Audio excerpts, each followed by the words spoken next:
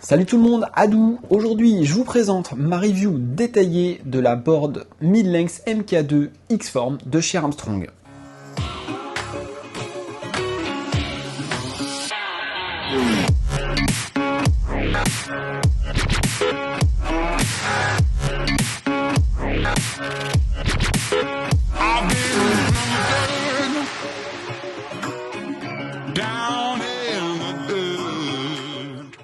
Si vous l'avez pas encore vu, allez jeter un œil à ma vidéo détaillée sur la nouvelle gamme de mâts Armstrong. Je vous détaille tout ça, les ressentis, et vous apercevrez déjà la board dont il est question aujourd'hui. Armstrong avait déjà au catalogue une mid-length, et cette nouvelle version MK2 amène un lot de nouveautés qui est complètement raccord avec l'évolution de la pratique, et notamment l'arrivée de la pratique Parawing qui est encore finalement assez récente. Tout le matos, tu le retrouves sur le site internet armstrongfoils.com avec plein de vidéos super chouettes, toute la gamme, tous les produits de la gamme sont bien présentés en détail. Et sinon, tu retrouveras tout ce matos là dans ton shop avec le conseil qui va bien. Alors cette mid-length MK2, moi je l'ai reçue en 55 litres pour mes 62 kg. À la base, une mid-length, ça permet de faire de la wing dans du light wind. Ça peut passer dans des vents plus soutenus aussi.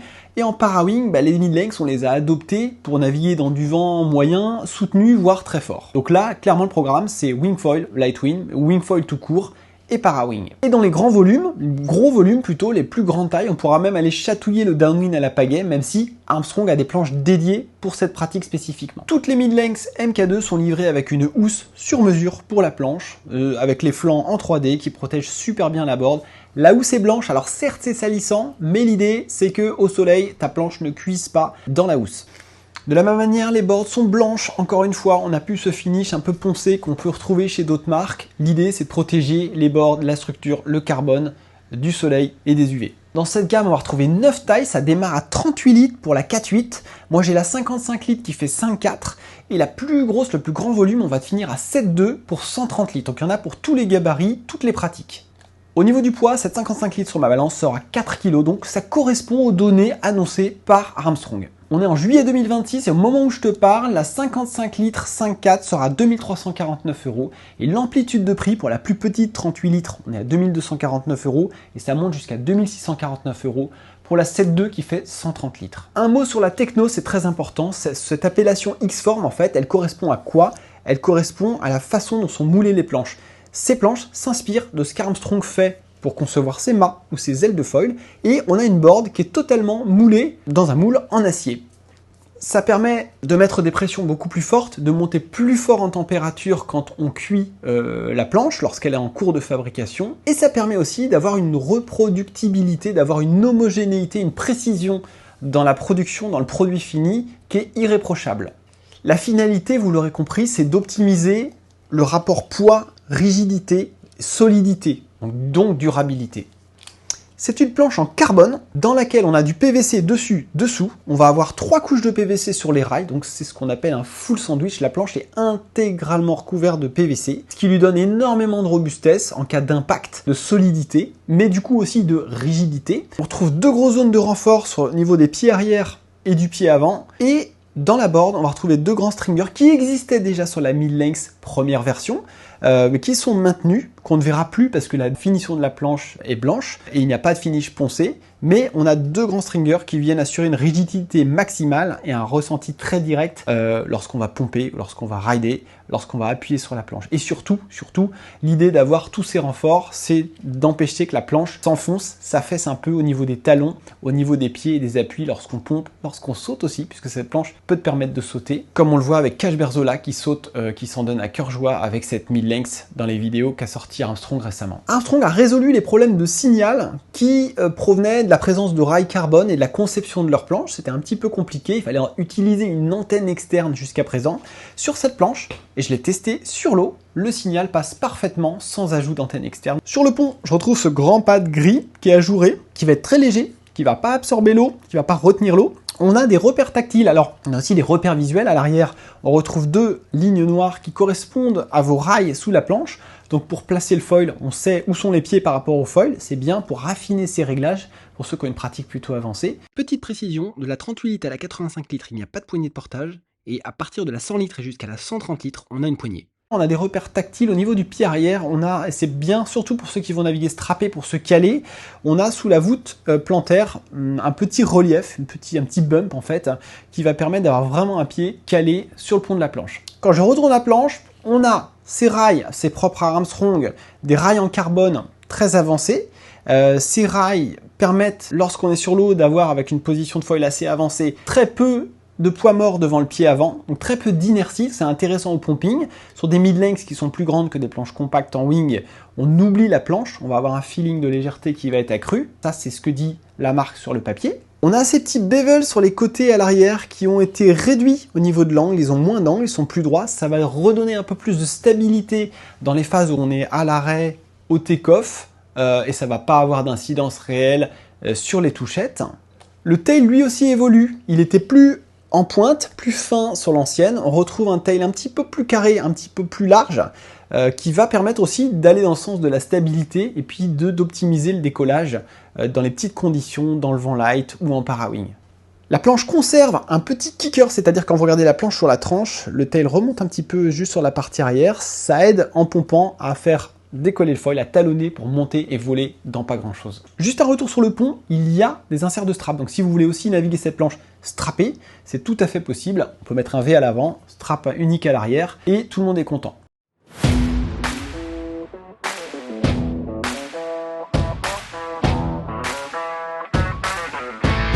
Bon, on va la faire courte, j'ai adopté cette planche. J'ai ridé avant la KT Super K2 Pro Carbone, qui était une excellente planche. J'ai dû la rendre à la marque, et puis les choses se sont bien goupillées, puisque j'ai reçu cette board, et je l'ai pris dans un litrage un peu plus adapté à mon poids et ma progression. Je suis passé de 70 litres à 55 litres. J'adore le feeling global de cette planche. Déjà, on est sur quelque chose de totalement clé en main. Je plug mon foil. Je mets pas de cale de rake, je bidouille pas, il n'y a rien. Je plug mon foil dessus et je vais jouer. Globalement, même si les rails sont avancés, même si les rails sont longs, je vais avoir tendance à mettre mon foil avec peut-être 3-4 cm de rails restants devant la platine. On est sur du Armstrong, on est sur de l'UHA 770 principalement en para-wing, avec stab MK2 Surf 130 ou un Dart 140 aussi, ça dépend un peu de ce que j'ai envie de faire, si je veux plutôt la mania ou plutôt la vitesse et le glide être un peu plus calé. Je vais moins utiliser le Speed 180 pour faire la petite parenthèse sur les foils Armstrong. Parenthèse mât aussi, j'utilise énormément le Performance X, mon coup de cœur est sur ce mât par rapport aux ailes que j'utilise en UHA 770. Le mât est très rigide, il glisse bien, il a peu de cordes, il coche toutes les cases pour ce que je recherche. Donc j'ai ridé dans du Lightwind, en para-wing, en wing, j'ai aussi ridé dans des vents plus soutenus avec la petite MA MK2 690. Moi j'aime bien parler de formule magique. À une époque, j'ai ridé beaucoup les foils Takuma et on les mettait sur des planches qui s'appelaient les TK, elles avaient un pont creusé, elles étaient très spéciales, très spécifiques, mais quand tu mettais le bon foil sur la bonne board, tu avais un truc qui était un peu magique. Il y a quelque chose qui se passait en termes de confort de pont, de réactivité, de feeling global. Il y avait un truc qui se passait. Voilà. Et bien là, c'est un peu pareil avec cette MK2, cette mid-length MK2. Quand tu mets un foil Armstrong, mais aussi d'autres foils que j'aime bien. J'ai passé des foils d'autres marques que j'ai en review en ce moment. À chaque fois, je me suis régalé. Le setup est hyper intuitif. Je suis en 55 litres, donc finalement, c'est le plus petit volume maintenant que je systématise en para-wing, là où avant j'étais plutôt en 70 litres, en 60 litres chez Takun, 70 en KT. Finalement, je me rends compte que j'ai pas besoin d'avoir plus de volume parce que même quand il y a à peine 15 nœuds, ben en para-wing avec une 4 mètres carrés, je pars. Et en wing, avec encore moins de vent, dès la douzaine de nœuds, à peine, avec l'UHA 770, c'est gagné, ça décolle. Donc tout ça, c'est un peu pour les premiers ressentis.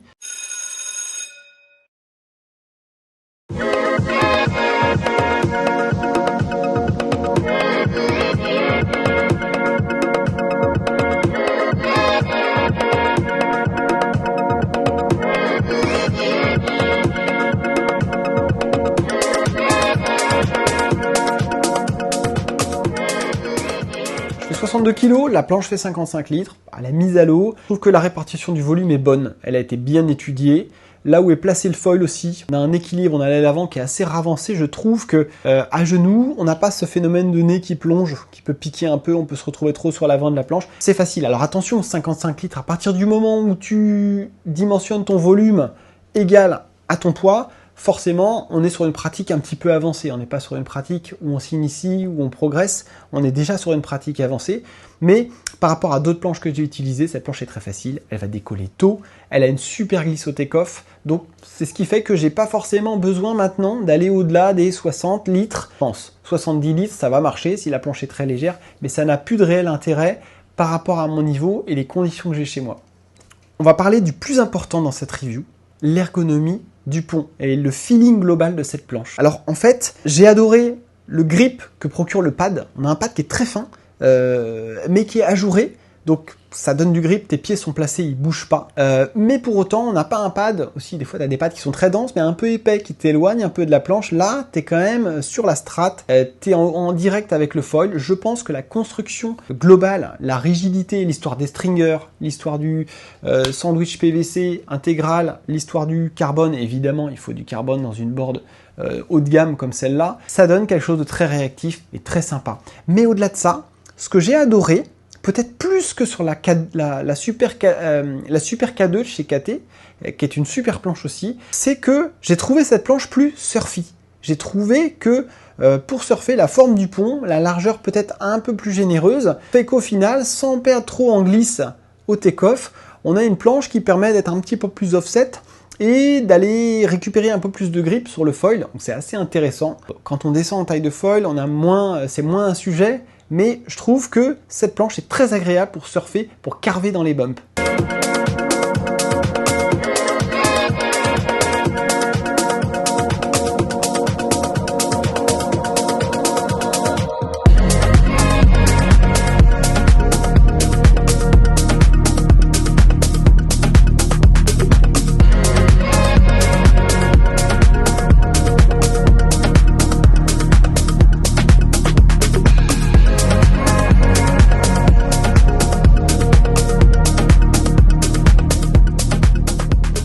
Ici c'est l'été, il y a des bumps de vent, il peut y avoir du thermique, mais il n'y a pas beaucoup de vagues en ce moment. Et du coup j'ai fait pas mal de para-wing avec, dans plutôt des petites conditions, ou du freeride en wing, dans du vent light, voire très light.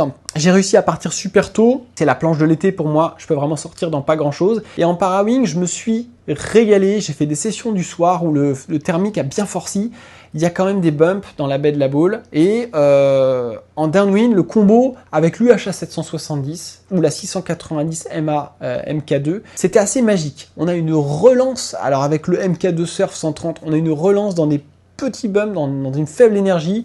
On a cette capacité à glider sans fin, sans trop remettre de l'effort dans le foil. C'est peu énergivore et puis surtout, on a les pieds bien à plat, on n'a pas un pied plus haut que l'autre, on n'a pas besoin de compenser avec une cale de rake ou un bricolage. C'est du clé en main encore une fois. On trouve son confort, ses appuis tout de suite. On est tout de suite à l'aise avec ce matos. Il y a la board qui conditionne ça, mais il y a aussi le foil en dessous. L'UHA 770 est une grande aile, mais quand tu accélères fort avec, comme elle est rigide et qu'elle est calée, il n'y a rien de parasite, on a de la stabilité longitudinale, on a une certaine stabilité latérale, mais un foil qui va vraiment bien bouger, surtout avec un MK2 Surf 130. On va avoir un setup à la fois joueur, mais en même temps très très sain et très très rassurant dans toutes les conditions. Que tu sois tout frais dans des petites conditions ou que tu sois fatigué après 2 heures de nav dans des conditions de vent très fort et des bumps un peu techniques ou des conditions de houle un peu techniques, ce setup est agréable et reste confortable en toute situation.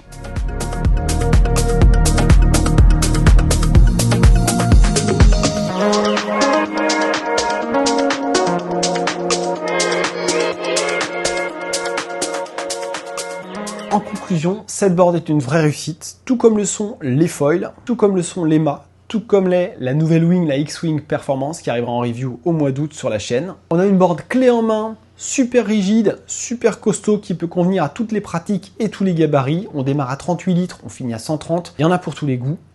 Je pense même pour un gabarit qui n'a pas forcément un niveau avancé, en la prenant, en la surlitrant, c'est une planche qui va être très facile pour débuter, à condition de mettre un foil pas trop technique en dessous.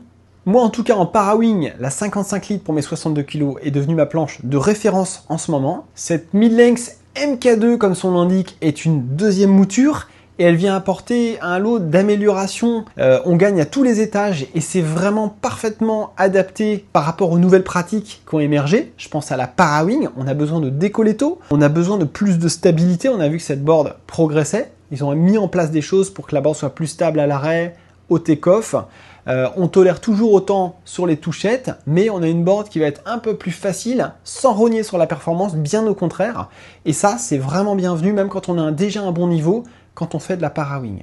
Leur Techno X-Form, avec la board moulée comme le serait un mat foil ou une aile de foil dans un moule en acier à haute température avec des pressions énormes, ça permet d'avoir un rapport. Alors la rigidité, il y a d'autres boards qui sont très rigides ou au moins aussi rigides, c'est pas le sujet, mais je pense réellement qu'on a un ratio durabilité-performance, durabilité-légèreté, qui est excellent, qui est probablement un des meilleurs sur le marché avec cette planche. Souvent, quand on va trop chercher la légèreté, on a une planche qui va peut-être être moins durable et puis qui va être plus fragile à l'impact. C'est important à prendre en considération. Le matériel est cher.